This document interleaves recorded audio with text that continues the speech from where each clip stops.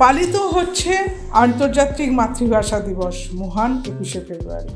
শুধু আমার বাংলা ভাষা নয়, জগৎ জুড়ে নিজের ভাষার জন্য লড়ে প্রাণ দিয়েছেন বহু মানুষ। প্রতিবেশী দেশ বাংলাদেশ তার জ্বলন্ত উদাহরণ। মাতৃভাষা বাংলার জন্য বহু মানুষের আত্মত্যাগের মধ্যে লুকিয়ে আছে এই দিনটির গরিমা। নেপালেও ভাষা আন্দোলনের কথা জানা যায়। ধর্মের শাসনে ঘেরা নেপালে ছড়াচ্ছিল শিক্ষার আলো। ভাষার অধিকার চাইলেন শুক্রদাস শাস্ত্রী।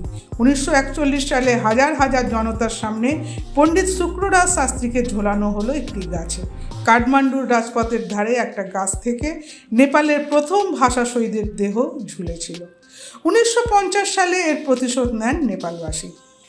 বিশ্বের সর্বাধিক ভাষা আন্দোলনকারী শহীদ হন দক্ষিণ আফ্রিকায়। 1976 সালের 16ই জুন জুলু ভাষার জন্য গুলিবিদ্ধ হন 176 জন শিশু ও পড়ুয়া। মোদের গর্বের বাংলা ভাষা, আমরি আপন ভাষা। ভাষা দিবসের অনেক অনেক শুভেচ্ছা। ব্যুরো রিপোর্ট, সূত্রকার সংবাদ।